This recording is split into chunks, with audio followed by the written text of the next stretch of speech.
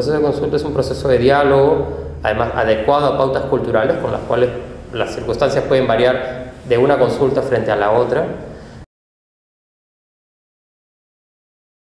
Medidas legislativas, medidas administrativas, pero también frente a planes, programas y proyectos de desarrollo, y a todo nivel, a nivel nacional y a nivel regional.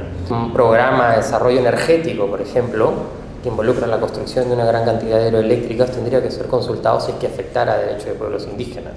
El proceso de consulta es un proceso de diálogo que tiene ciertas características, y esas características implican pues una adecuación cultural del proceso, que hayan tiempos razonables para que las partes puedan reflexionar sobre la decisión que se va a tomar. La norma, de manera reiterada en diferentes puntos, habla de la garantía de los derechos colectivos. Entonces, el hablar de garantía de derechos colectivos va más allá de la consulta, va a garantizar o a buscar que se implementen políticas, cuando hablas de derechos colectivos, de territorio, de participación, de autonomía. Una vez que se pretende dar la medida, antes que se haya dado la medida, la entidad responsable de dar la medida evaluará si esa medida puede afectar derechos de pueblos indígenas. Si es que puede afectar, iniciará los procesos para consultar. Y si es que no, además lo establece, tendrá que motivar por qué es que nos dice que no se va a consultar. Es decir, si se va a desarrollar una política educativa, quien tiene la obligación de consultar es el Ministerio de Educación. Si se va a dar una ley, quien tiene la obligación de consultar es el Congreso. Lo único que haría el organismo técnico especializado es apoyar el proceso, facilitar el proceso. Ahora, en términos formales, ha quedado que el INDEPA es el que sería el organismo técnico especializado. Tal cual como está el INDEPA ahora, tiene una serie de dificultades, de debilidades. Lo que se plantea en este periodo de vigencia de la ley de 90 días es la reformulación del INDEPA, la reestructuración del INDEPA y la adecuación a la nueva ley orgánica del Poder Ejecutivo, porque también falta ese proceso. En este proceso de consulta las empresas, digamos, no tienen un mayor rol, porque al ser previa no se sabe cuál va a ser la empresa que tendría la concesión, o no se sabe siquiera si la comunidad va a estar de acuerdo o no, o si el Estado va a implementar o no la medida, con lo cual el rol de la empresa en ese momento, en esa parte, no es un rol fundamental, porque no se sabe quién es, o eventualmente no se sabe si va a haber. Se reconocen principios para la ley como el principio de buena fe, en el cual reposa en gran parte esta ley, porque el Estado tendrá que tener buena fe para interpretar la ley, tendrá que haber buena fe del Estado principalmente para implementarla, pero tendrá que haber buena fe de ambas partes para entrar a un proceso con miras a lograr acuerdos o consentimientos. Y aun cuando se llegara a lograr acuerdos, la buena fe para cumplir con los acuerdos. El principio de buena fe es un estado ideal, o sea, no todas las cosas suceden de buena fe. Sin embargo, en la norma no solamente está planteado como un principio, está planteado como un deber. Se plantea la buena fe de las partes para actuar en el proceso. Ahora, ¿cómo se corrige de alguna manera en términos legales esta buena fe? Cuando alguien actúa de mala fe, es a través de estos procesos judiciales. Es decir, si tú entras de buena fe a un proceso, acuerdas algo y luego no lo quieres cumplir, o sea, la vía para hacer cumplir eso es a través de las vías judiciales o administrativas. El funcionario, al momento de interpretar si es que esa medida va a afectar a los derechos o no, lo hace bajo responsabilidad. Es decir, si es que hubiera una mala fe o una mala actuación, hay una responsabilidad y por lo tanto sanciones.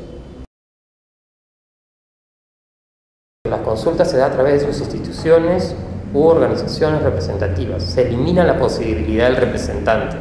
Las instituciones o organizaciones representativas elegidas de acuerdo a sus propios usos y costumbres, con lo cual podrán variar de acuerdo a cada proceso de consulta, porque para algunos casos podrá ser la junta directiva de la comunidad, para otros podrá ser la federación, para otros la organización nacional, o para otros una suerte de mezcla entre todos, pero siempre y cuando tenga el aval de la comunidad o del pueblo, ¿no?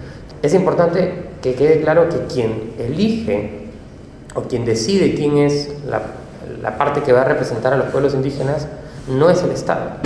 Quienes deciden eso son los propios pueblos indígenas. Y no solamente porque lo diga esta norma, sino porque se interpreta por el convenio y porque ya lo ha establecido en otros casos, por ejemplo, la Corte Interamericana de Derechos Humanos, ¿no? que ha señalado que los estados no pueden designar quién es la otra parte en el proceso. Son los propios pueblos indígenas que a partir de sus usos y costumbres designan con quién los va a representar, ¿no? Los esfuerzos tienen que darse con miras a lograr el acuerdo o el consentimiento. ¿Está bien? Esa es la finalidad de la consulta. De no darse el acuerdo o el consentimiento, el Estado puede tomar la decisión.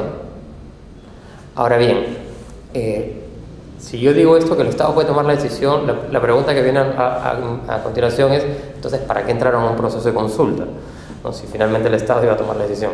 Y no es así, es que si bien el Estado puede tomar la decisión, no puede tomar la decisión de cualquier manera.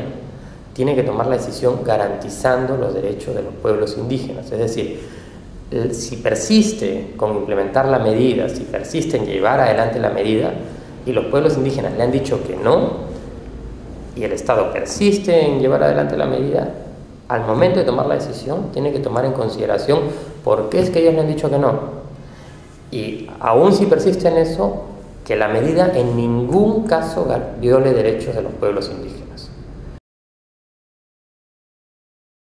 Esta ley establece que los pueblos indígenas tienen el derecho de solicitar procesos de consulta, con lo cual también hay una responsabilidad de fortalecimiento de las organizaciones indígenas que tienen que estar vigilando los procesos. Entonces, si los pueblos indígenas sienten que no han sido convocados sobre determinada medida o se va a dar una medida sin consultar, ellos tienen todo el derecho, según esta ley, de solicitar procesos de consulta. La ley no es muy clara en ese punto, sin embargo tampoco no hace ninguna referencia. Establece criterios objetivos y criterios subjetivos. Los criterios basados en el convenio 169, que básicamente es la descendencia directa de una población indígena, los vínculos con el territorio, y esta parte es importante creo que mencionar porque así lo establece, utiliza la palabra territorio y no tierras, que también era otra discusión porque en el caso de pueblos indígenas ellos hablan de territorio, no de tierra. El territorio tiene una mayor amplitud, digamos, en sus conceptos. Vínculos espirituales con el territorio, que usen o ocupen, o sea, va más allá de la situación jurídica que tenga el territorio, o sea, va más allá de si el territorio está titulado, si está en proceso de ampliación, si está demarcado, ¿no? Modos de regularse socialmente distintos al resto de la sociedad occidental, ¿no? Y el otro criterio es el criterio subjetivo, que es la autoidentificación, es decir, cómo se autoidentifican, que se autoidentifiquen como pueblos indígenas, ¿no? Por una cuestión constitucional peruana, el artículo 88 y el artículo 89 establece que los estados solo reconocen la existencia de las comunidades nativas o campesinas. Es decir, el Estado no crea a los pueblos indígenas, el Estado solo los reconoce. Muchas cosas se van a tener que resolver con la práctica, siempre y cuando no esté por debajo del convenio o de la ley, con que se adecúen los procesos de consulta, y por tribunales si es que alguien siente que sus derechos han sido vulnerados. Bueno, y por reformar el INDEPA, eso sí.